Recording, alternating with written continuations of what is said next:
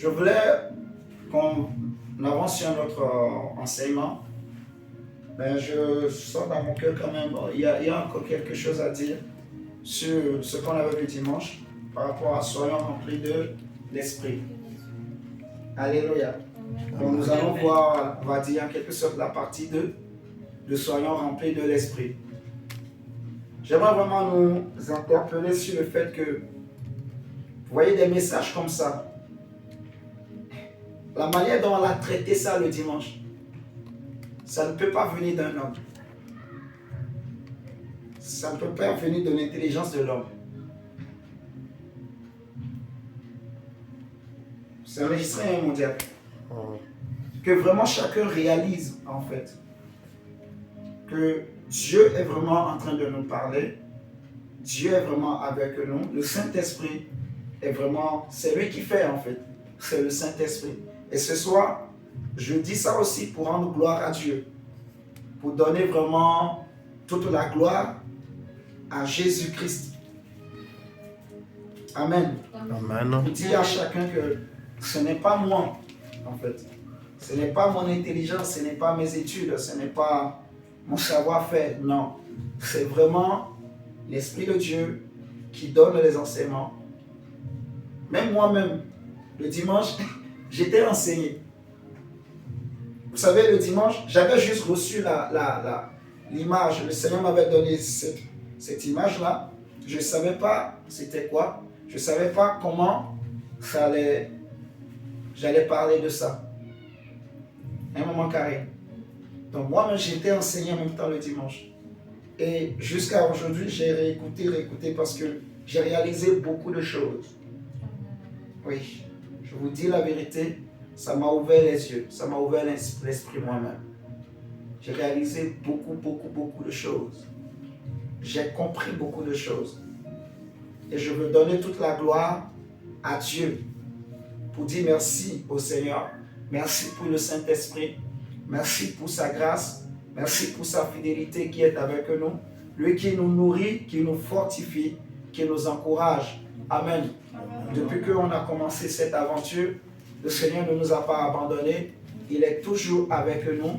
Et chaque jour qui passe, il nous prouve vraiment son amour.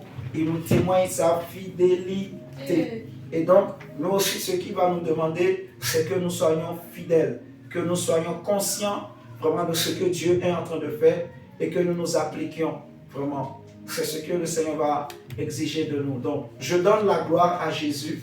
Je donne gloire à Dieu.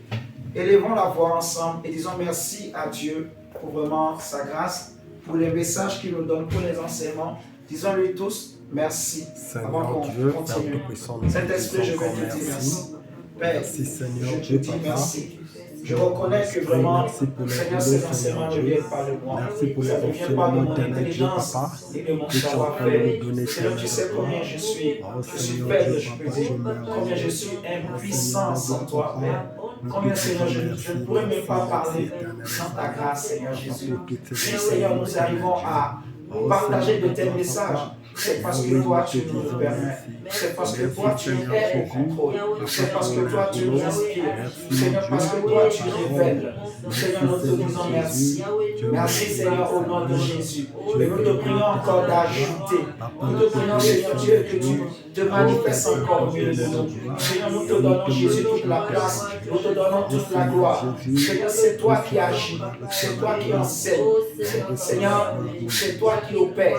Et ta parole s'accompagne, Seigneur, des signes et des prodiges et des miracles. Nous te prions, Seigneur, d'agir, d'accompagner, Seigneur, ta parole, Seigneur, de ta puissance, Seigneur, de ta main, de tes signes et de tes miracles et de tes prodiges au milieu de nous. Au nom de Jésus-Christ, Père, nous te prions encore ce soir de prendre le contrôle de notre esprit, de notre âme, de nos cœurs, de nos pensées, de tout notre être. Que tout notre être soit ramené captif à l'obéissance de Jésus-Christ de Nazareth ce soir. Au nom de Jésus-Christ, Seigneur, nous t'avons ainsi prié. Amen. Amen. Amen. Ok. Nous allons donc continuer le message qu'on a vu dimanche sur soyons remplis de l'Esprit. Soyons remplis de l'Esprit. Aujourd'hui, ce que nous allons prendre, Seigneur, merci pour ta grâce. On avait expliqué que pour être rempli du Saint-Esprit, en gros, c'est simplement être possédé par l'Esprit de Dieu. C'est céder ses volontés à l'Esprit de Dieu. Ne plus être maître de ses volontés comme on avait partagé. Et la question qu'on peut se poser, c'est comment être rempli de l'Esprit?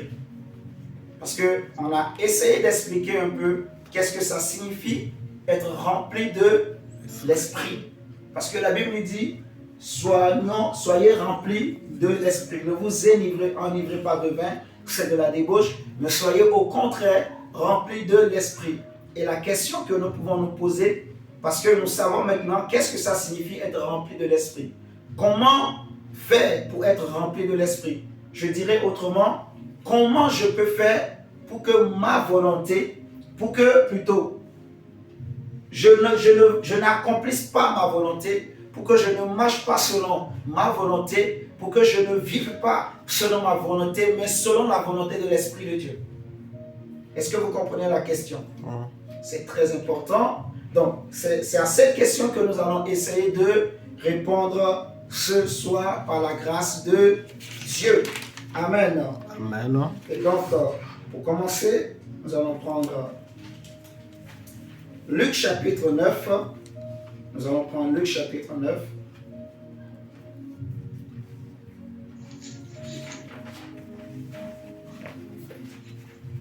Mais avant même de répondre à cette question, s'il vous plaît,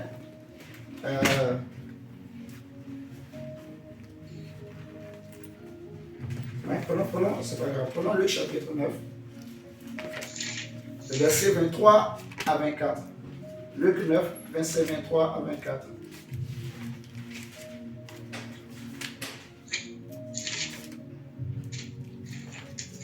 Luc chapitre 9, verset 23 à 24.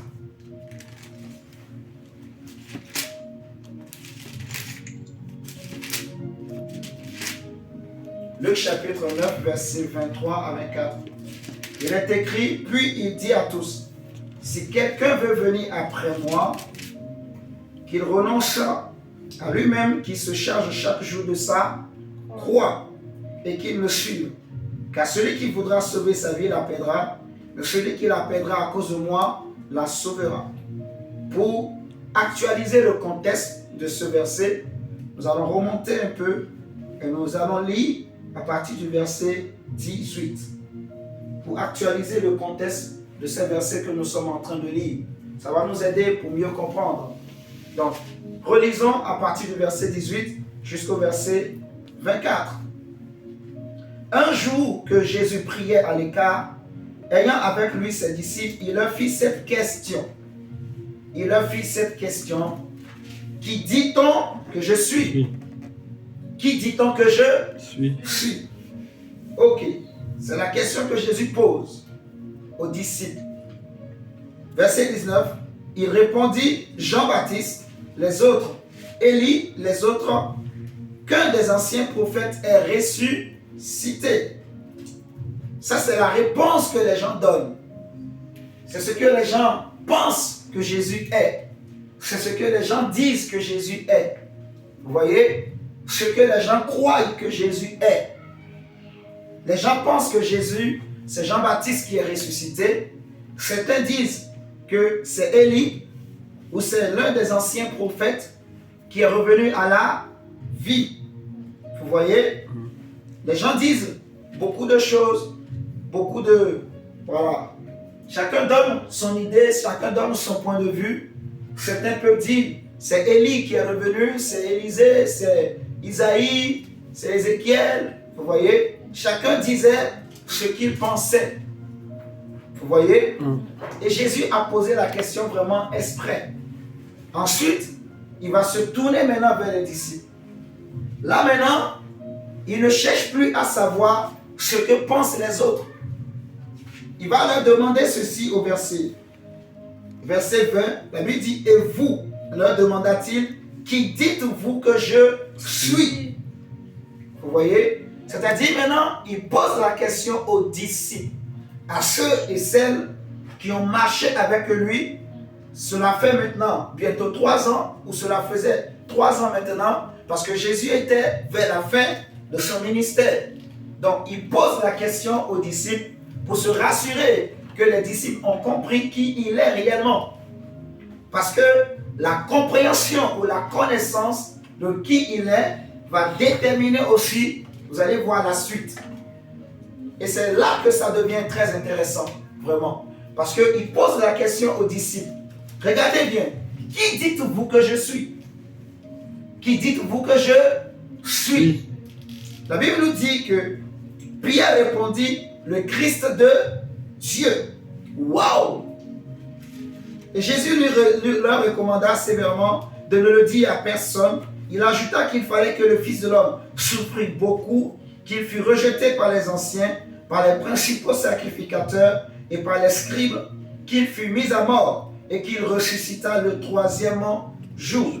On va prendre Matthieu, ça va nous aider pour mieux comprendre. Parce que la même histoire est répétée dans Matthieu 16.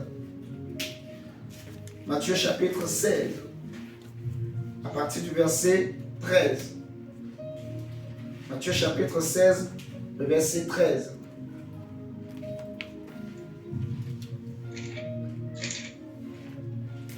Matthieu 16, verset 13.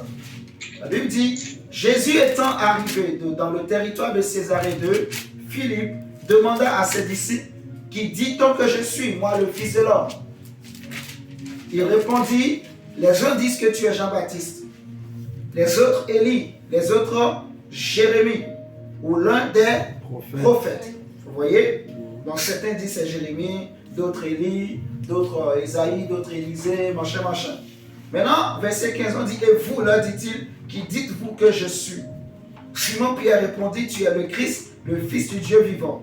Et ici, la Bible dit au verset 17, que Jésus reprenant la parole lui dit, tu es heureux, Simon, fils de Jonas, car ce ne sont pas la chair et le sang qui t'ont révélé cela, mais c'est mon Père qui est dans les cieux. Et moi, je te dis que tu es Pierre, et que sur cette pierre, je bâtirai mon église, et que les portes du séjour des morts ne prévaudront point contre elle. Je te donnerai les clés du royaume des cieux. Ce que tu lieras sur la terre sera lié dans les cieux, et ce que tu délieras sur la terre sera délié dans les cieux. On peut s'arrêter là. Donc, vous voyez avec moi que Pierre a donné la réponse que Jésus voulait entendre. Il a donné la bonne réponse. Pierre a vu juste. Pierre a tapé dans le mille, comme on dit. Pierre, il a trouvé la bonne réponse. Et cette réponse que Pierre a donnée, aucun homme ne pouvait le savoir. Vous voyez? Aucun homme ne pouvait le connaître, sauf celui à qui Dieu le révèle. C'est pour cela que Jésus va dire à Pierre, tu es heureux, Simon. Vous voyez? Il a appelé Simon, c'est-à-dire le roseau, un homme agité, un homme qui peut être manipulé facilement, un homme qui vit selon ses propres volontés, selon ses propres désirs, selon ses propres besoins, selon ses propres objectifs. Vous voyez? C'est ça Simon en fait. C'est ce que ça veut dire Simon. Jésus lui dit, Simon, tu es heureux, fils de Jonas. Parce que ce ne sont pas la chair et le sang qui t'ont révélé cela, mais c'est mon Père qui est dans les cieux. Et le contraste dans cette histoire qu'on a actualisée, c'est que Pierre venait de faire une telle déclaration. Et vous allez voir par la suite, au verset, si nous retournons dans Luc chapitre 9, vous allez voir au verset 22, parce qu'au verset 21, on nous dit que Jésus leur recommanda sévèrement de ne le dire à personne.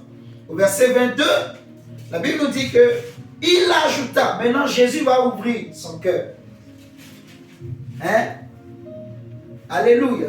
Amen. Amen. Jésus a parlé, qui les gens disent que je suis.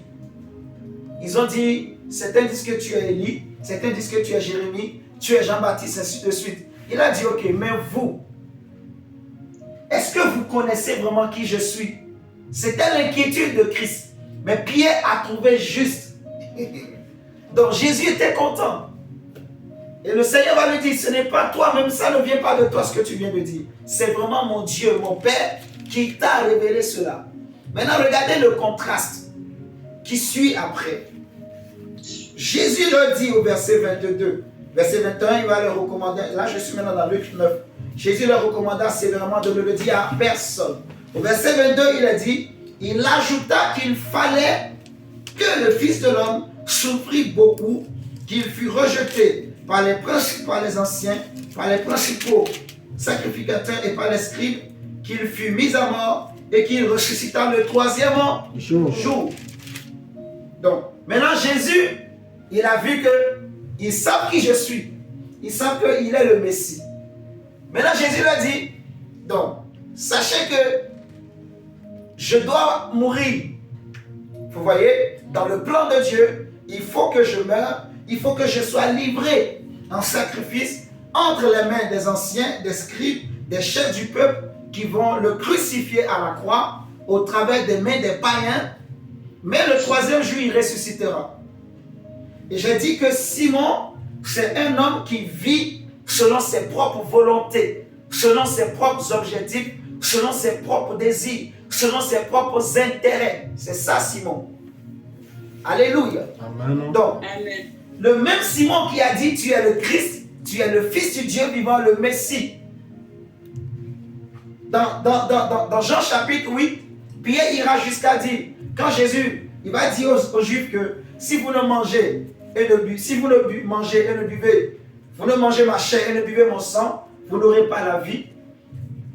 Tous les disciples vont partir. Il ne restait que les 12. Ensuite, il va se tourner vers eux et va leur dire, et vous aussi, vous ne voulez-vous pas partir? Pierre, le même Pierre va dire, Seigneur, à qui irions-nous? Il a des révélations. À qui irions-nous? Tu as les paroles de la vie éternelle. Quelle déclaration! Et nous avons cru, et nous savons, et nous avons cru que tu es le Fils de Dieu, le Messie. Waouh! Quelle déclaration! Mais quand Jésus dit, Simon, il faut que j'aille mourir, il faut que j'aille à la croix. Regardez ce que Pierre dit, verset 23. La Bible dit, non, c'est même pas, non, c'est pas ici. Prenons, c'est la même histoire, hein, mais nous allons voir le détail que je veux donner dans Matthieu chapitre 8. Prenons Marc plutôt chapitre 8. Marc chapitre 8.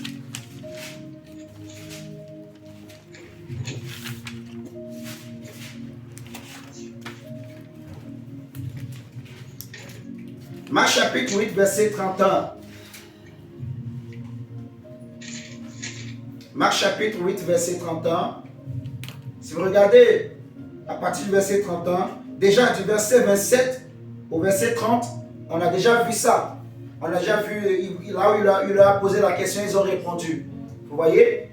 Donc, après qu'ils ont répondu, le verset 31, Jésus va leur apprendre qu'il faut qu'il aille mourir, qu'il aille à la croix, ainsi de suite.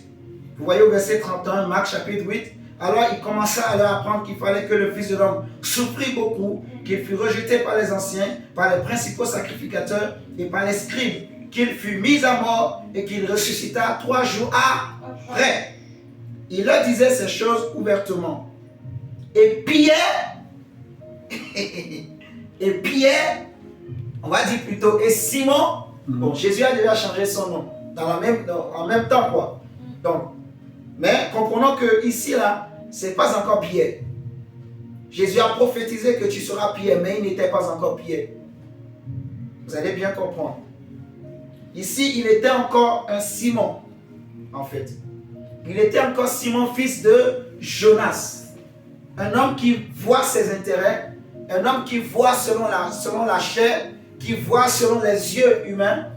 Vous voyez? Un homme qui ne voit pas loin, un homme qui n'a pas les pensées de Dieu, les pensées de l'esprit. Un homme qui n'est pas rempli de l'esprit, en fait. Vous voyez? Et la Bible dit, Pierre l'ayant pris à part, se mit à le reprendre. Jésus dit, moi, le Père a dit il faut que je meure. Mais Pierre lui dit, Seigneur, à Dieu ne plaise, tu ne mourras pas. À Dieu ne plaise, tu ne mourras pas. Alléluia. Amen. À Dieu ne plaise, tu ne mourras pas. Attendez. Ah Seigneur. Pierre. À Dieu ne plaise, Seigneur, tu ne mourras pas. Regardez Matthieu 16, verset 22. Juste pour voir ce que Pierre a dit, plus en détail. Matthieu 16, verset 22. Matthieu 16, verset 22. C'est la même histoire, mais il y a des détails qui sont dans d'autres voilà, évangiles qui nous aident à mieux comprendre vraiment le contexte et tout ce qui s'est passé. Donc, ici, on nous dit au verset 22, Matthieu 16, Pierre ayant pris à part, se mit à le reprendre. Dans Marc chapitre 8 qu'on a lu, on ne nous a pas dit ce que Pierre a dit. Mais ici, dans Matthieu, on nous dit clairement ce que Pierre a dit à Jésus. Pierre se mit à le reprendre et dit, à Dieu le plaît Seigneur, cela ne t'arrivera pas. La question n'est pas de savoir à Dieu plaise ou à Dieu ne plaise pas. La question n'était pas de savoir ce que Pierre pensait. Parce que Pierre a eu la révélation de qui il était. Il a cru qu'il avait le pouvoir et l'autorité de décider sur le Fils de Dieu, sur l'Esprit en fait. Je ne sais pas si vous êtes en train de comprendre. Parce que il faut voir Jésus comme l'Esprit. La Bible dit que là où est l'Esprit du Seigneur, il y a la liberté. Or l'Esprit c'est le Seigneur. 2 Corinthiens chapitre 3, à partir du verset 16 jusqu'au verset 18. Si vous lisez, vous allez voir. Donc quand on parle de l'Esprit de Dieu, on veut parler de l'Esprit de Jésus-Christ, on veut parler du Saint-Esprit, et c'est lui, c'est en même temps Jésus-Christ. On est d'accord? Amen. Ok. Donc, Pierre lui dit, à Dieu le plaît Seigneur, cela ne t'arrivera pas. Autrement dit, Pierre, il a cru, parce qu'il a eu une révélation. Et Jésus lui a fait des compliments. Jésus a dit, wow Pierre, ça c'est mon Père qui t'a révélé. Au milieu de tous les 12, c'est lui qui a eu la réponse. Donc Pierre, automatiquement, il s'est senti, voilà, mandaté d'une mission. Il a cru qu'il pouvait donc décider à la place de Dieu. Il pouvait dire ce qui est bien à Jésus. Alors que Jésus n'avait pas besoin qu'un homme lui dise ce qui est bien ou ce qui n'est pas bien. Il sait ce qui est bien pour lui-même et pour l'homme. Vous êtes en train de comprendre? Jésus sait ce qui est bien pour lui. Il sait ce qu'il doit faire. Il connaît sa mission. Il connaît le plan de Dieu pour sa vie. Il sait pourquoi il est né. Il sait pourquoi il est ici. Il sait pourquoi il est venu sur la terre. Amen. Il sait pourquoi il est devenu un homme. Amen. Vous voyez, il n'avait pas de conseil à recevoir d'un homme. Il n'avait pas d'ordre à recevoir d'un homme. Il n'avait pas besoin de l'appui de qui que ce soit. Il n'avait pas besoin du secours de qui que ce soit. Il n'a pas besoin du conseil de qui que ce soit. Non. Vous voyez ce que je dis? Amen. Et quand Pierre a parlé, la Bible dit, mais Jésus se retournant dit à Pierre, arrière de moi Satan, tu mets en scandale, car tes pensées ne sont pas les pensées de Dieu, mais celles des hommes. Vous voyez? Amen. Le problème de l'homme, en fait, c'est que, comme on a vu dimanche, le monsieur était possédé, donc sa volonté a été cédée. Vous voyez? Sa volonté propre était étouffée. Sa propre volonté était étouffée au profit de la volonté de l'esprit qui le dominait. Vous voyez? Donc, sa volonté était assujettie aux démons. Vous voyez ce que je dis? Et on parle de possession lorsque la personne n'est plus maître de sa volonté ou de ses volontés. Vous voyez? La personne, sa propre volonté est étouffée. Elle n'existe plus.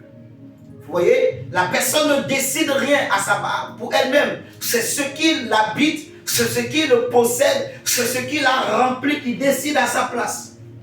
Vous voyez ce que je suis en train de dire?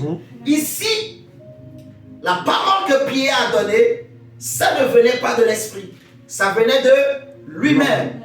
Vous voyez? Et Jésus va comprendre. Jésus va lui dire, arrière de moi, Satan. Donc, malgré que Pierre avait eu une bonne idée, malgré que plutôt il avait eu la révélation, lui, quand Jésus dit je vais mourir, lui, il a pensé à ses propres intérêts. Parce qu'il se dit ceci, si Jésus meurt, nous, qu'est-ce qu'on va devenir? C'est le même Pierre qui a dit à Jésus, Seigneur, parce que lorsque Jésus va dire qu'il sera difficile aux hommes d'entrer au ciel, qu'un chameau de passer par le trou d'une aiguille, il va dire, Seigneur, nous avons quitté femmes et enfants, nous avons quitté notre passé, notre travail, nous avons abandonné la pêche, nous avons abandonné tout et nous t'avons suivi. Qu'est-ce que nous allons gagner? Pierre était réaliste. Vous voyez? Pierre était réaliste. Seigneur, qu'est-ce que moi je vais gagner? Moi je te suis, je dois manger, je dois... Qu'est-ce qu'il va... Il était réaliste. Il ne cachait pas ses soucis. Seigneur, qu'est-ce que je vais gagner? Vous voyez? Qu'est-ce qu'on va devenir? Et Jésus va leur dire qu'il n'y a personne qui ait quitté père et mère, enfant, ainsi de suite, à cause de moi du royaume, et qui n'ait reçu au centuple ici, et à la fin, la vie éternelle. Alléluia. Amen. Donc Jésus connaissait très bien qui était Pierre. Il connaissait son problème. Il savait qu'il était Simon. Lorsque André va aller parler à Pierre pour lui dire nous avons trouvé le Messie, quand Jésus a vu Pierre venu, Pierre venait à lui, il lui a dit dans Jean, toi tu es Simon, mais tu seras Céphas. Jésus savait pourquoi il a changé son nom. Parce que s'il restait Simon, il allait faire beaucoup de dégâts dans le corps de Christ. Vous voyez? C'est un homme qui voit son ventre. Il voit ses intérêts. Vous voyez? Pierre se disait, si Jésus meurt, qu'est-ce que nous on va devenir? Parce qu'il nous a promis. Il nous a dit, si on a abandonné père et mère, on va avoir le centuple. Mais s'il n'est plus là, comment je vais avoir le centuple? Pierre a fait, quand Jésus a dit ça, il a fait rapidement des calculs dans sa tête. Rapidement. Peut-être qu'il avait prévu. Peut-être que moi, je serais, je ne sais pas, premier ministre à son côté. Regardez l'apôtre Jean et son frère Jacques. Et leur maman, ils sont venus voir Jésus. Ils ont mis les autres disciples à côté. Ils ont dit, Seigneur, quand tu reviendras là, parce que eux aussi dans leur tête, c'est que Jésus viendra tout de suite. Il va établir le royaume d'Israël. Il va tuer tous les autres peuples et Israël deviendra une grande nation. Donc jusqu'à ce que le Saint-Esprit descende, aucun d'eux n'avait bien compris vraiment pourquoi Jésus était arrivé. C'est après la Pentecôte que même les choses qu'ils avaient vécues avec Jésus, ils ont commencé par comprendre. Même quand Jésus disait, détruisez ce temple et en 3 jours je le rebâtirai, ils avaient aussi rien compris. C'est après la Pentecôte qu'ils ont tout compris. Jean et Jacques sont venus, ils ont dit, Seigneur, c'est même leur propre mère qui est venue, prends mes deux fils là, mets un à ta gauche, mets un à ta droite. Quand tu reviendras, oublie les autres. Même s'ils étaient 12 à te suivre, moi je viens plaider pour mes 2 enfants. Donc chacun avait ses calculs. J'ai quitté mon bateau, j'ai quitté mon entreprise, j'ai abandonné ça. Comment je vais vivre? Comment je vais faire? Comment je vais devenir? Quel sera mon avenir? Qu'est-ce que mes enfants deviendront? Qu'est-ce que ma femme deviendra? Qu'est-ce que je vais manger? Comment je vais vivre? Où serai-je demain? Vous voyez? Pierre a fait rapidement des calculs. Calculs mentaux même. Il a réfléchi, rapide. C'est là qu'il dit, non, ça ne peut pas venir de Dieu. Il dit, à Dieu le plaise. Ça veut dire que Dieu n'est pas d'accord. Waouh! Parce que Jésus lui a dit que c'est mon Père qui t'a révélé. Donc, il a cru que donc Dieu était descendu en lui. Dieu était en lui. Donc, tout ce qu'il pense, ça c'est Dieu. Non. Jésus a dit, arrière de moi, Satan. Vous voyez? Et ce qui a trompé Pierre, c'est quoi? C'est parce qu'il n'était pas rempli de l'esprit. Et comme il n'était pas rempli de l'esprit, le diable, en fait, il a manipulé, parce qu'il connaît l'homme. Il connaît les désirs de l'homme. Il connaît les faiblesses de l'homme. Vous voyez? Regardez ce qu'il a dit à Dieu en parlant de Job. Il a dit, l'homme c'est peau pour peau. Touche seulement à sa peau. Il va te maudire. Mais heureusement, Job est resté ferme. Donc Satan connaît les hommes. Il sait que si tu veux les avoir, il faut tirer un peu sur la nourriture, tirer un peu sur les sentiments, les émotions, tirer un peu sur... Tu vas l'avoir. Prends un président. Il peut être le président le plus ferme du monde. Prends seulement une femme, jolie fille là, qui sort des eaux, qui l'huile coule sur son corps. Hein? Le soleil, il y a le reflet du soleil sur son visage. Envoie dans le palais. Est-ce que j'ai menti, mes soeurs? La vérité.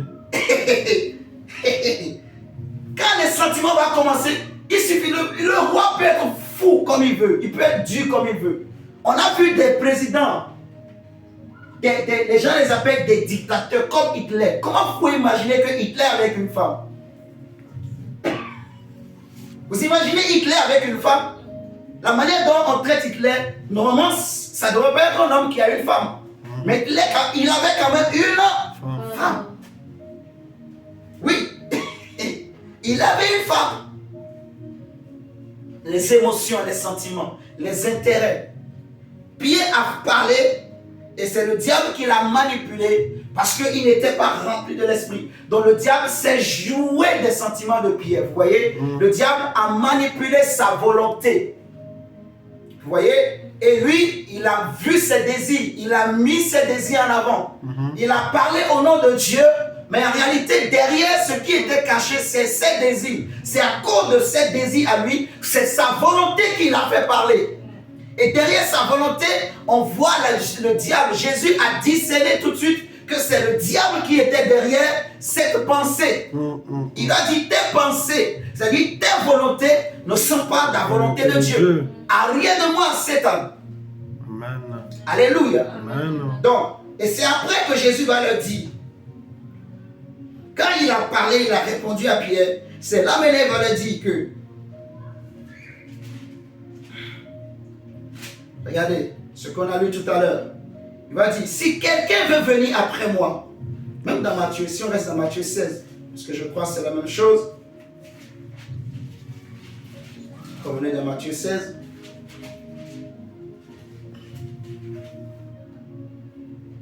Il va dire, verset 24, si quelqu'un veut venir après moi, qu'il renonce à lui-même, qu'il se charge de sa croix et qu'il me suive. Vous voyez? Qu'il renonce à lui-même. Qu'il renonce à lui-même. Si quelqu'un veut venir après moi, qu'il renonce à lui-même. Comment on peut être rempli de l'Esprit de Dieu? Autrement dit, comment je peux faire pour que ma volonté propre à moi ou mes volontés propres à moi soient étouffées? Que mes propres volontés disparaissent? Que mes propres volontés n'existe plus. En fait, c'est ça le défi. Parce que ici, le problème de Pierre, c'est que sa volonté a pris le dessus. Ses sentiments, ses émotions ont pris le dessus sur la raison. Ou sur le bon sens, je dirais. Sur le bon sens. Pierre n'a pas regardé l'esprit. Il a regardé à son ventre. Il a regardé à son lendemain. Vous voyez? Voilà. Donc, c'est pour ça que je dis ici, quelqu'un veut venir après moi. Si quelqu'un veut être mon disciple,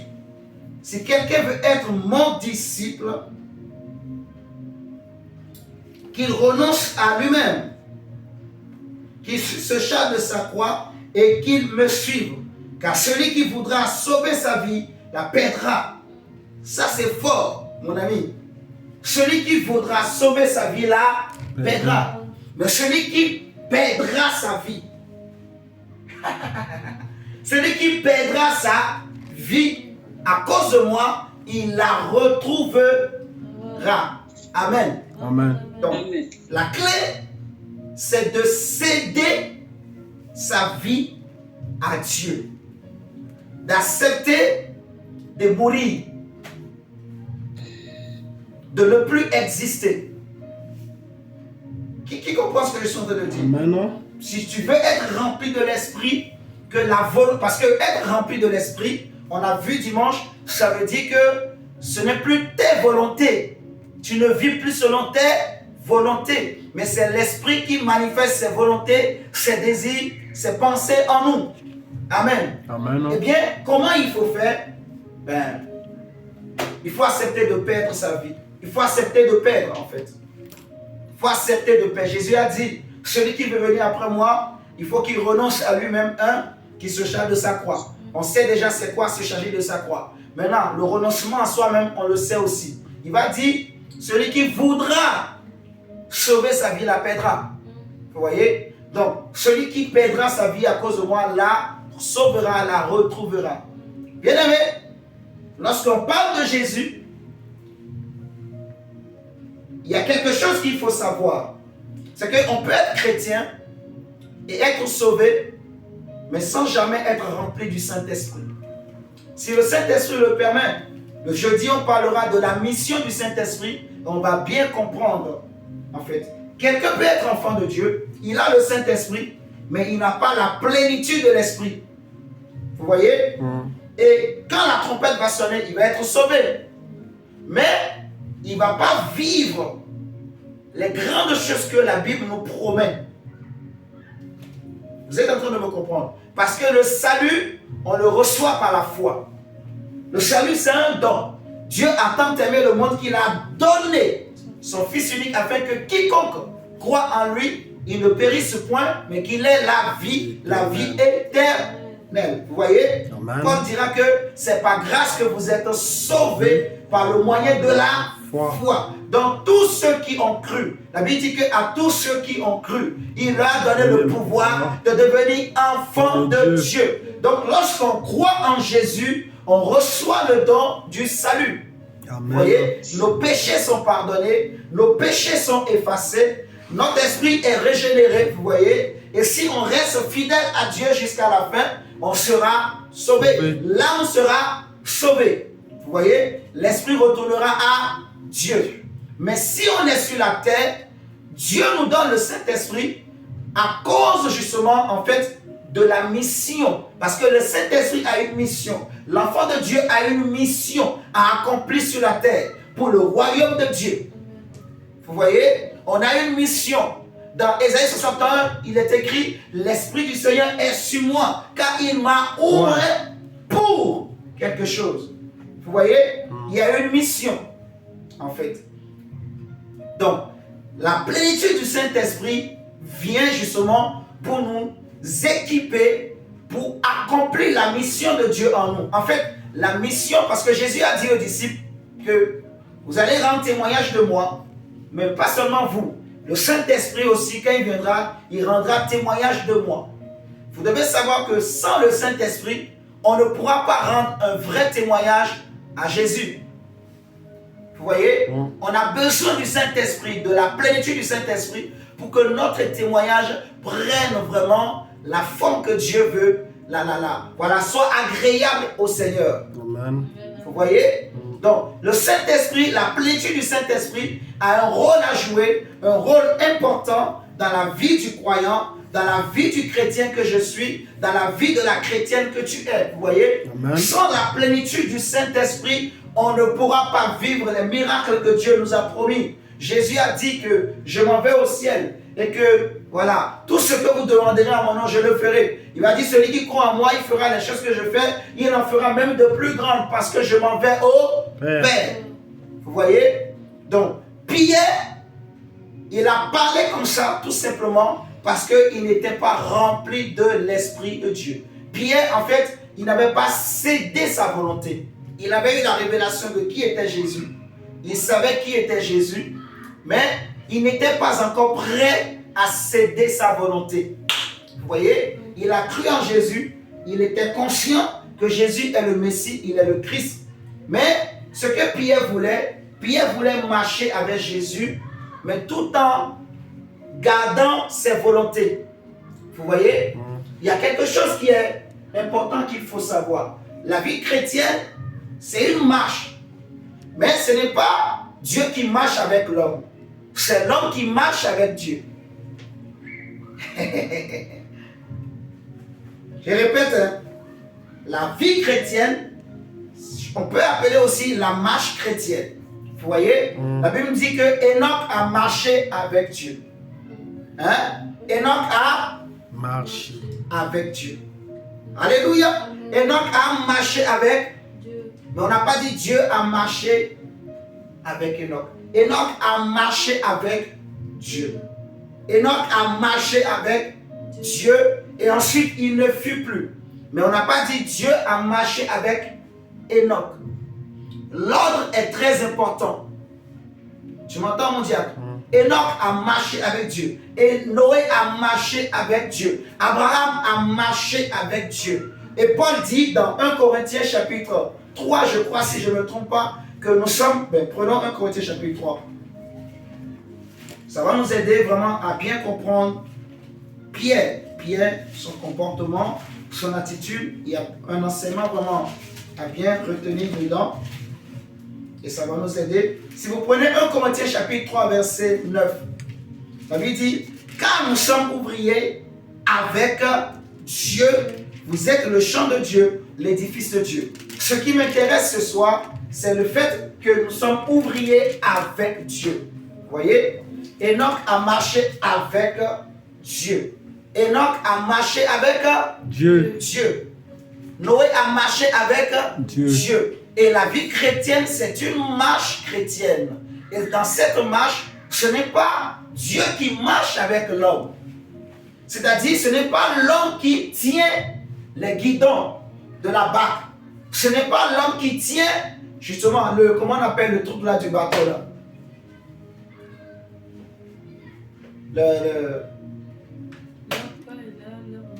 Comment on appelle ça?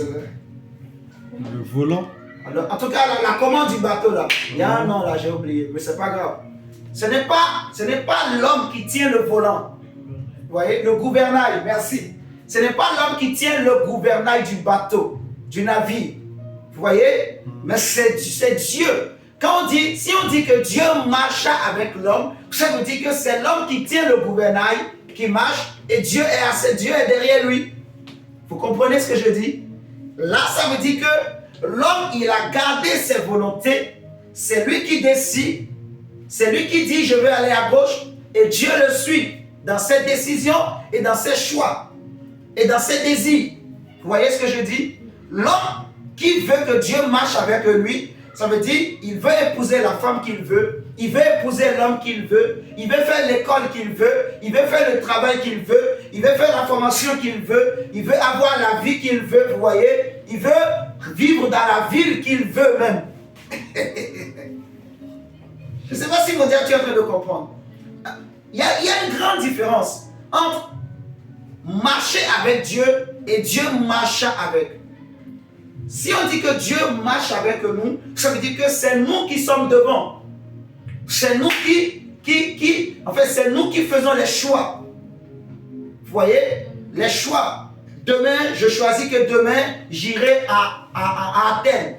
Demain, je choisis, j'irai faire du commerce, je ne sais pas, en Italie. Demain, je choisis, je vais aller vivre en Afrique. Demain, je choisis, je vais aller vivre aux États-Unis.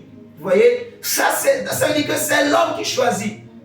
Un tel homme, laissez-moi vous dire, il ne pourra pas vivre la gloire de Dieu, il ne peut pas être rempli du Saint-Esprit. Et c'est le problème que Pierre a eu. Il a eu la révélation, vous voyez, parce qu'il y a beaucoup de chrétiens qui savent qui est Jésus. Donc, il est sauvé. Il sait que Jésus est le Christ, le Messie. Il a cru. Pierre a dit, nous savons que tu es le Messie, tu as les paroles de la vie éternelle, et nous y avons cru. Donc Pierre, il a cru que Jésus est le sauveur. Amen. Et parce qu'il a cru, il est sauvé. Vous voyez? Amen. Mais il ne pouvait pas vivre. Il ne pouvait pas vivre les choses que Dieu nous a promises. Il ne pouvait pas être rempli de l'Esprit. Parce que jusqu'à ce que la Pentecôte arrive, jusqu'à ce que l'Esprit descende dessus eux le jour de la Pentecôte, en fait, Pierre, je dirais même jusqu'à ce que Jésus n'aille à la croix. C'est après la croix que Pierre a compris. Vous allez bien comprendre. Qui est Pierre? Et cette histoire nous aide pour bien comprendre.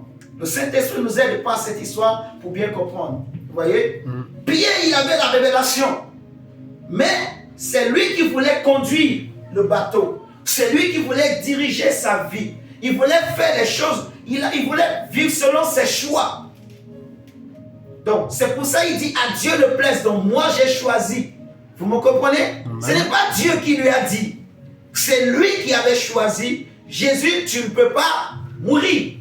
Parce que si tu meurs, comment on va faire? Une belle histoire est en train de s'écrire. Une belle aventure. On était dans le noir. On était cachés. On ne nous connaissait même pas. On était des pécheurs que les gens connaissaient seulement dans notre quartier. Peut-être même dans notre quartier, les gens ne nous connaissaient pas. Mais aujourd'hui, à cause de toi, Jésus, tout Israël nous connaît. Même à Tyr et à Sidon nous connaît. Même à l'étranger. Parce que vous savez, ce que les chrétiens ne réalisent pas. Au temps de Jésus, son ministère était grand. Ce n'était pas seulement en Israël que Jésus était connu. Il y a des gens qui venaient même de l'étranger pour se faire guérir. Toute la région savait ce qui se passait. Vous me comprenez? C'était un phénomène vraiment qui était grand, qui avait dépassé les frontières d'Israël. Au point que les gens quittaient les villes comme Tyr, comme Sidon. Les gens quittaient l'Égypte. Les gens venaient pour être guéris par Jésus. Même les Romains, ils savaient et ils venaient. Comme le centenier, vous voyez, le centenier romain qui a quitté loin pour venir rencontrer Jésus, pour que Jésus guérisse son fils, son enfant, son serviteur. Vous voyez? Donc, c'était quelque chose de grand. Et les hommes comme Pierre, ils n'avaient pas étudié. Ils n'avaient pas de diplôme. Les gens savaient que c'était des hommes sans instruction. Mais à cause de Jésus, parce qu'ils ont commencé par suivre Jésus, ils sont devenus importants. Tu imagines, quand Jésus est sur la montagne en train de prier, les gens viennent, oh Pierre. Donc Pierre se sent important. Pierre trouve que j'ai de la valeur. Jésus m'a valorisé. Jésus m'a donné de l'importance. Vous voyez? Pierre, les disciples, ils avaient maintenant un pouvoir. Ils marchaient, eux qui n'avaient pas d'épaule ni de galons, ils ont maintenant reçu des galons des épaules. Ils marchent maintenant comme ça. Tu imagines, quand Jésus, dans Luc 9, la Bible dit qu'il va les envoyer 70, 2 à 2. Ils sont revenus contents. Ils ont dit, Seigneur, même les démons nous obéissent. Nous ordonnons aux malades, les maladies quittent les corps. Même les démons ont peur de nous, ils nous fuient. Donc, tu imagines la fierté qu'ils avaient. Même Judas chassait les démons.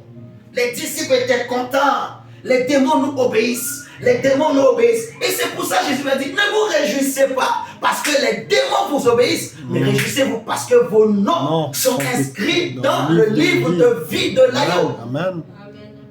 Amen. Vous voyez? Donc, il y avait quelque chose qui leur manquait. Ils savaient qui était Jésus.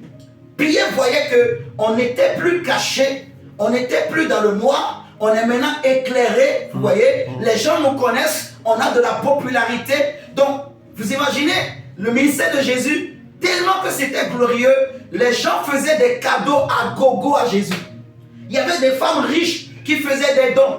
Il y avait des familles qui donnaient, dont les disciples, ils n'avaient même pas, ils manquaient pas de pain. Ils ne pouvaient pas mourir de pain.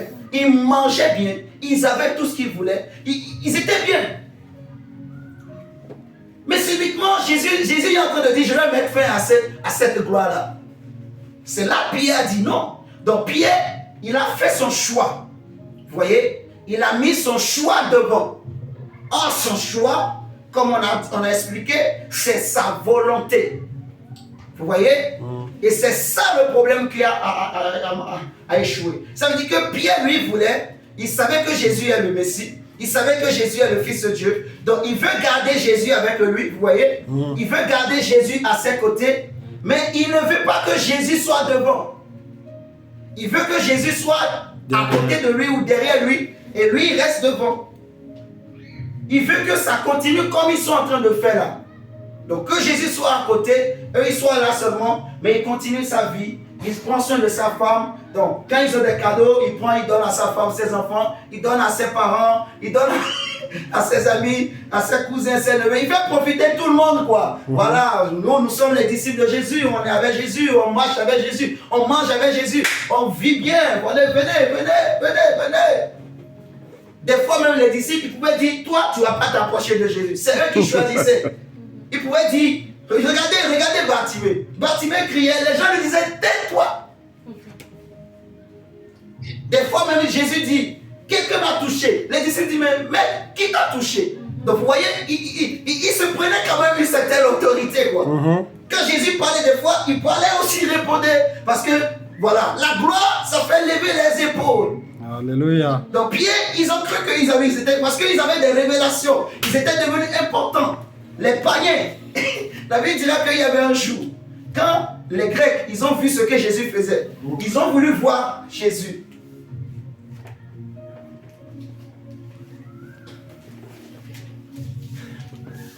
Alors qu'est-ce qu'ils ont fait? Ils sont allés voir André et Philippe, ils leur ont dit, nous voulons voir le maître. Et André et Philippe sont allés voir Jésus. Maître, il y a les Grecs qui veulent te voir. Donc même pour voir Jésus, il fallait passer par les disciples. Vous voyez, ils avaient une importance. Donc Pierre voulait que Jésus soit là, qu'il soit à mes côtés, mais que ce soit moi, je garde mes désirs à moi. Je continue de vivre comme j'avais l'habitude de vivre. Je continue mes programmes parce que j'ai mes plans dans ma tête. J'ai mes programmes. Je sais où je vais vivre. Je sais, c'est que je sais où je vais vivre. J'ai fait mon programme. Ma femme, on a trop souffert. Il faut que dans quelques années, je suis en train de faire des programmes. Je vais lui construire une belle villa. Alléluia. Amen. Donc, amen. Donc, il fait ses programmes. Il fait ses programmes. Il savait que si Jésus est là, ça va marcher. Si Jésus est à mes côtés, ça va marcher. Mais le problème, ce n'est pas d'avoir Jésus à ses côtés. Il faut que Jésus soit devant. Vous comprenez? Amen. Parce que tant que Jésus est à côté, ça veut dire que Dieu marche avec toi, ok. Mais c'est toi qui choisis. C'est toi qui choisis. Tu veux aller à gauche, c'est toi qui vas choisir, je vais aller à gauche. Tu veux t'arrêter ici, c'est toi qui choisis. C'est toi qui es devant. Donc c'est toi qui conduis, quoi. Donc ce n'est pas la volonté de Dieu. C'est ta volonté. Donc tantôt ça peut marcher, tantôt ça ne marche pas. Tantôt ta volonté peut coïncider avec celle de Dieu.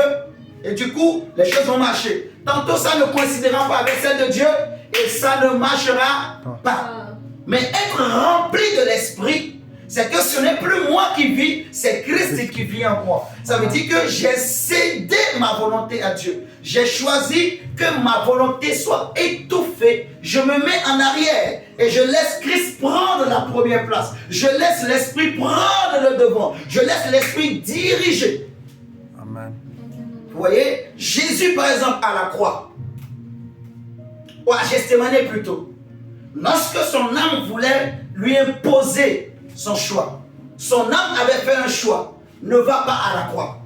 Son âme, son corps avait fait un choix, ne va pas à la croix. C'était le choix de son corps. Ne va pas à la croix. Son corps, son âme ne voulait pas aller à la croix. Son âme était triste d'aller à la croix. Son âme était attristée d'aller à la croix. C'est le choix de son âme, vous voyez. Donc son âme, son âme ne voulait pas. Son corps ne voulait pas, c'était son choix. Donc c'était une lutte en lui. Au point où Jésus allait prier, il a dit, Père, non pas ma volonté, non pas mon choix, non pas ce que moi j'ai choisi, mais ce que toi tu as choisi. Donc Jésus a étouffé sa propre volonté. Alléluia. Il a laissé la volonté de Dieu s'accomplir. Il a résisté à sa propre volonté. Vous voyez? Il savait que c'était le choix de son âme, ce n'est pas d'aller à la croix. Mais il a refusé, il a bloqué ça. Il a laissé ce que Dieu a prévu s'accomplir. Est-ce que je parle à quelqu'un? Amen. Il y avait le choix de son âme qui était devant lui. Son âme lui disait, fais demi-tour. Son âme lui disait, rebelle-toi. Son âme lui disait, refuse. Mais Jésus a étouffé. Vous voyez? Il a résisté. Il a prié, Dieu lui a donné la force. Et il a résisté à cette voie-là. À ce choix qui voulait s'imposer à lui. Il a résisté à ce choix. Il a étouffé ce choix. Il a arrêté ce choix. Et il a laissé le cours des choses s'accomplir. Il a laissé l'esprit accomplir la volonté de Dieu dans sa vie. Vous comprenez? Amen. Pierre, jusque-là, jusqu'à ce que Jésus est à la croix, Pierre n'avait encore rien compris. Quand Jésus va leur dire que voilà, on va frapper le berger et les brebis seront dispersées, que vous allez tous me rejeter. Pierre dit, Seigneur, tout le monde peut te régner, mais moi, jamais. Vous voyez, c'est surtout toujours le moi, mon choix, moi. C'est toujours le choix. de prière. C'est ça le choix. Et la question qu'il faut se poser, qu'est-ce que j'ai choisi? Est-ce que je sais qui est Jésus? Si je sais qui est Jésus pour moi, qu'est-ce que je choisis? Est-ce que c'est mes choix à moi ou c'est les choix de Dieu? Vous voyez ce que je dis? Est-ce que je vis là où moi je veux vivre ou bien je vis là où Dieu veut que je vive? Moi, je suis allé vivre à Paris dans mon histoire, mais ce n'était pas le choix de Dieu. Quand j'ai compris, je suis revenu. Je vous dis la vérité. Je suis allé à Paris parce que, voilà, le travail, c'est dit, franchement. J'ai mis de côté l'œuvre de Dieu là, pof, c'est parti. Mais ça tournait, c'est revenu. Quand je suis allé prier, j'ai compris. Je me suis repenti. Vous voyez? Quand j'ai compris, aujourd'hui là, tu ne feras pas partie d'ici là. Je suis bien. Pourtant, quand je mettais mes pieds dans Ronald, quand j'avais posé mes pieds, la voix m'avait dit clairement, je vais t'utiliser ici. C'est ici que j'étais appelé. Clairement. Vous comprenez? Ça faisait des années. J'ai pas fait attention. Parce que les problèmes étaient comme ça. On dirait que tu rigoles, hein? Mais, quand j'ai compris, et en fait, c'est ça le truc. Quand j'ai compris que non, il y a beaucoup de choses, c'est moi j'ai choisi, j'ai choisi de céder. Vous voyez, tout Paul va dire dans Philippiens 3 que toutes ces choses qui étaient pour moi comme des gains, vous voyez, ces choses que je mérite, que j'avais choisi, j'avais prévu, je les regarde désormais comme de la boue, je les ai étouffées avec l'Esprit de Dieu et pour chercher à connaître Jésus dans sa mort et dans sa résurrection. Autrement dit, à être rempli de l'Esprit. Donc, plus tu étouffes tes propres choix, plus tu vas voir l'Esprit te remplir. Je ne sais pas si on me comprend. Amen. C'est-à-dire, devant chaque événement, situation de la vie, si tu laisses passer le choix de Dieu, quand le Saint-Esprit voit ça, il est à l'aise, il est content et il prend du terrain. Vous voyez? À chaque fois que tu étouffes ton propre choix au profit du choix de Dieu, l'Esprit de Dieu prend du terrain. Vous voyez? L'Esprit gagne du terrain. Et c'est ça, en fait. Donc, comment les apôtres ont fait? On est en train de parler de Pierre. Voilà. Un homme qui pensait que à lui-même. Vraiment, c'était un homme franc. Il disait la vérité à Jésus. Mais il avait de vrais problèmes. Et le Seigneur l'a utilisé aussi pour nous enseigner. Parce qu'il dit, tout le monde peut t'abandonner, mais pas moi. Jésus dit, toi Pierre, aujourd'hui, le coq ne chantera pas des fois. Tu vas me renier. Vous imaginez Pierre, qui était courageux, devant une femme. Parce que les personnes qui ont fait renier Pierre plutôt à Jésus, c'était quoi? C'était une femme, une servante. Vous imaginez? Quand cette petite servante a commencé par suivre Pierre, Pierre a paniqué. La servante dit, je t'ai vu, tu étais là-bas. Il dit, non, je ne le connais pas. Il part là-bas, il va au bord, il va devant le feu, il est en train de se chauffer. La servante vient encore, il dit aux gens là, lui là, je l'ai vu là-bas. Pierre commence à faire des imprécations, c'est-à-dire il commence à jurer. Femme, arrière de moi, laisse-moi tranquille. Donc, Pierre avait peur. Il avait peur à cause de... En fait, c'est ça le problème. Mais qui faisait peur à Pierre? Pierre qui, devant les hommes, il se croyait courageux. Mais le jour-là, quand il a coupé l'oreille du serviteur, Jésus a reconnu l'oreille. Quand Pierre a vu ça là, tout le monde est parti. Lui aussi, il a pris ses jambes à son cou. Mais quand il a suivi Jésus là-bas dans la maison, une petite dame, une dame sans valeur, juste parce que la dame lui disait que tu es disciple de Jésus, Pierre était rempli de peur. Et qu'est-ce qui faisait peur à Pierre? C'était cette dame. Cette dame qui n'avait aucune valeur. Cette dame qui n'avait aucune importance. Vous voyez? Parce que Pierre, au départ, il s'appuyait sur ses propres choix. Et quand il a vu que ce que Jésus lui avait dit s'est accompli, il a vu. Son gagne-pain. Le gagne-pain sur qui il comptait est mort.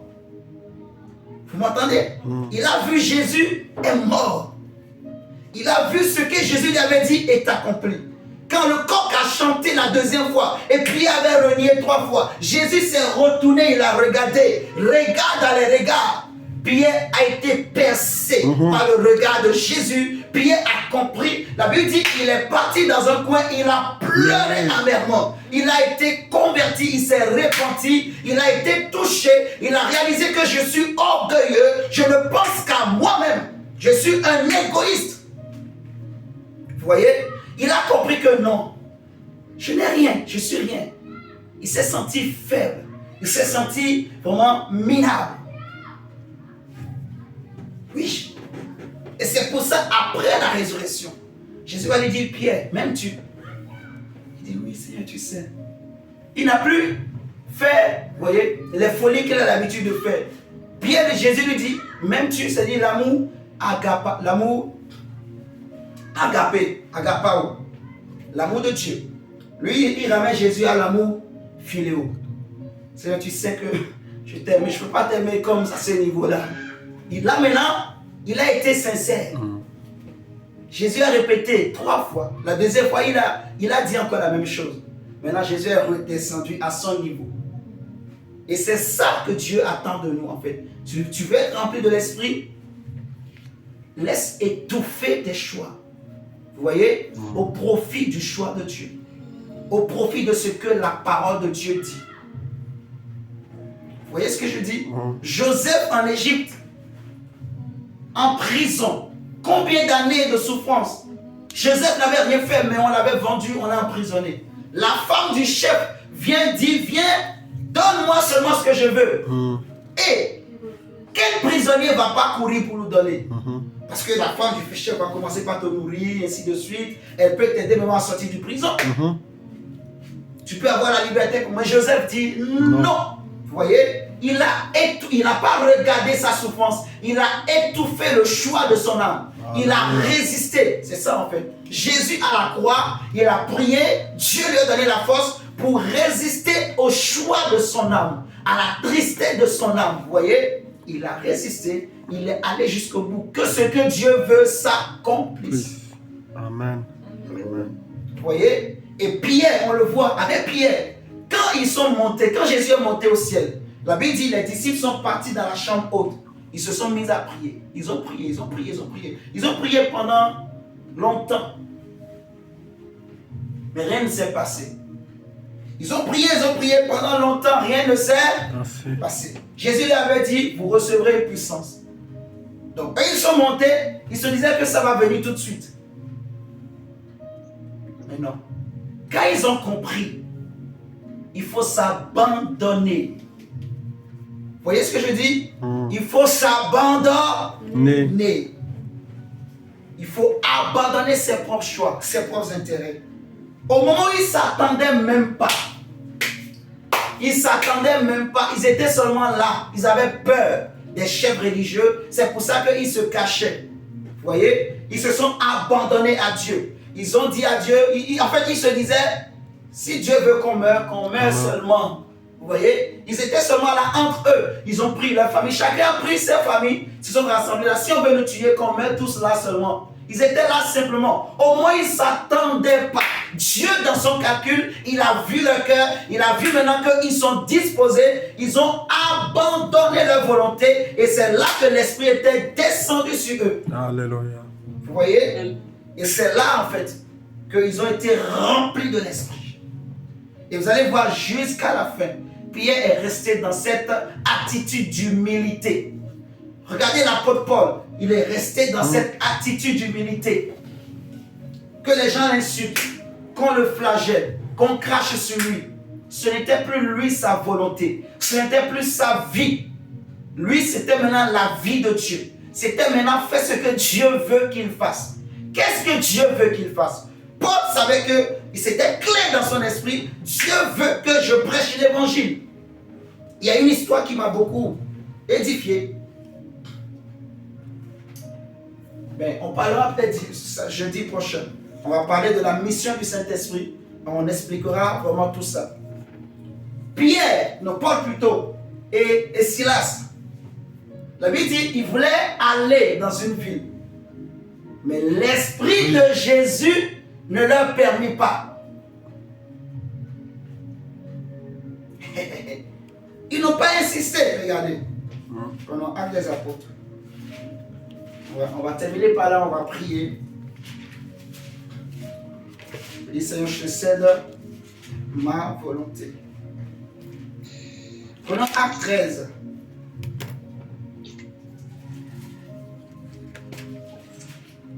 Acte 13, verset 4.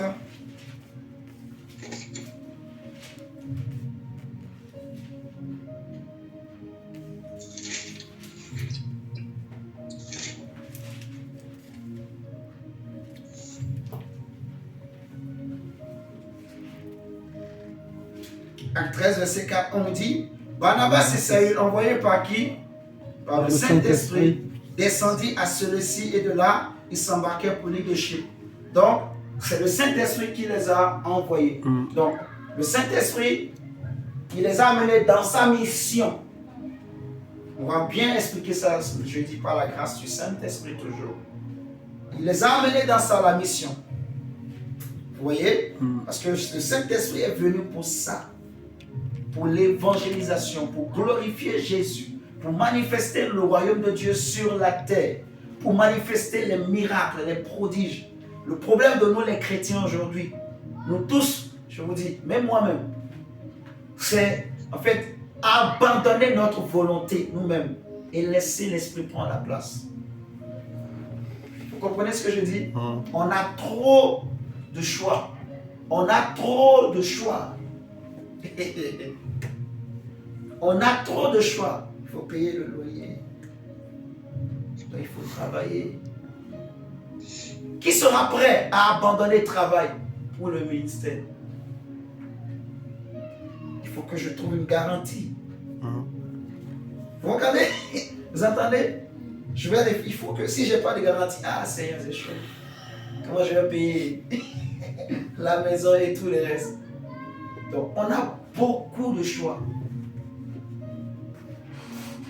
Mais ceux qui font confiance à Dieu, dans la Bible, ils ont fait confiance à Dieu. Vous voyez ce que je dis? Et ils ont tout quitté pour le Seigneur. Dieu les a utilisés puissamment. J'aime souvent parler de Catherine Kuhlman. C'est une femme qui inspire le respect par vraiment sa vie de consécration. Elle a sacrifié sa jeunesse. Elle a sacrifié son mariage pour Jésus. Tu comprends mon diable?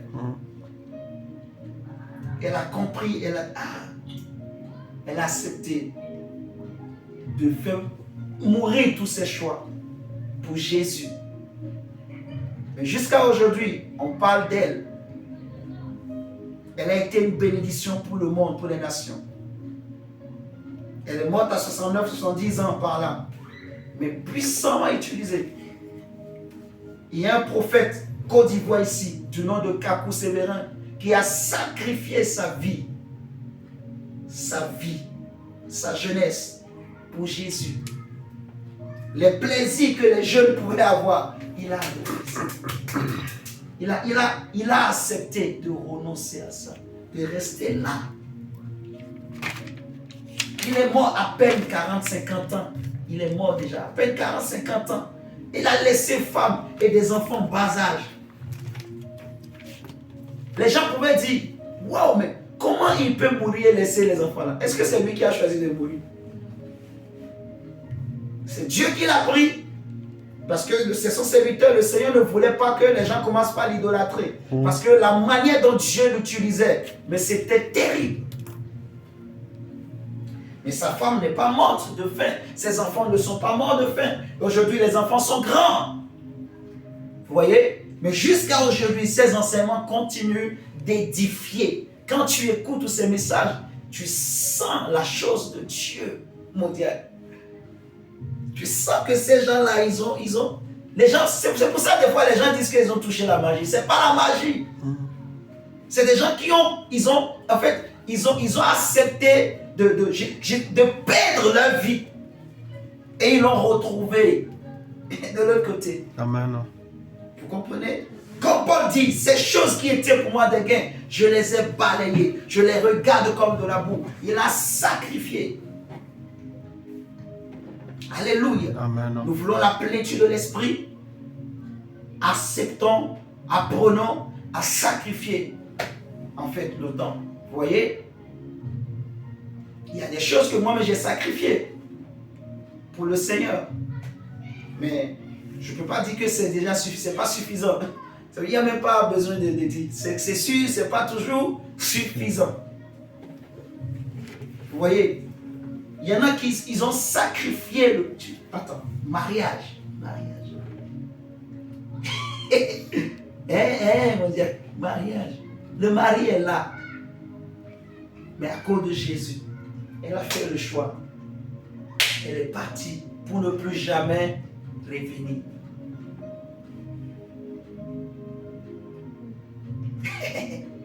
Mais la puissance qu'elle dégageait, la présence de Dieu qu'elle dégageait.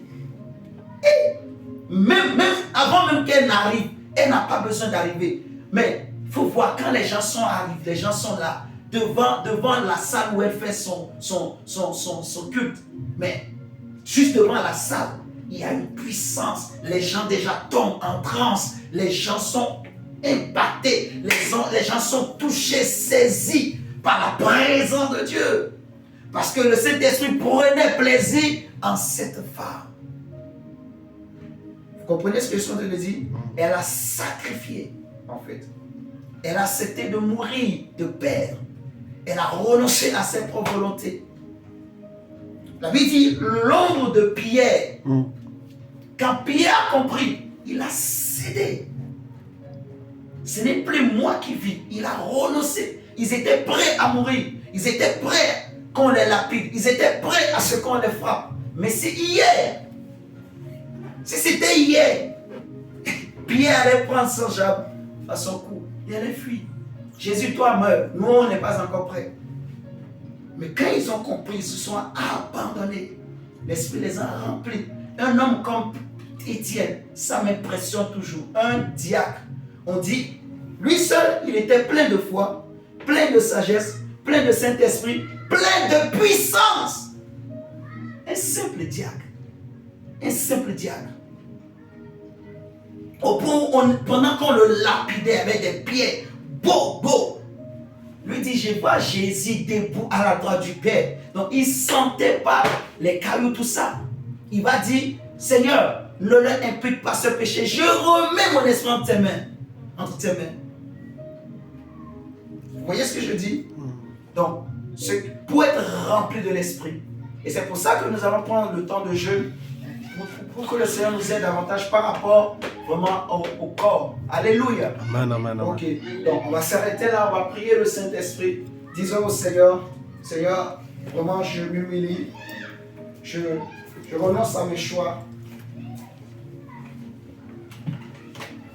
Je prie que Seigneur, comme Jésus a fait à la croix, donne-moi la force pour Seigneur renoncer à mes propres volontés, étouffer mes propres volontés, mes propres choix.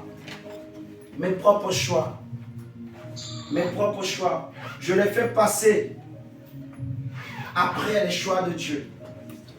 Et Seigneur, donne-moi la force pour faire passer les choix de Dieu d'abord avant mes choix.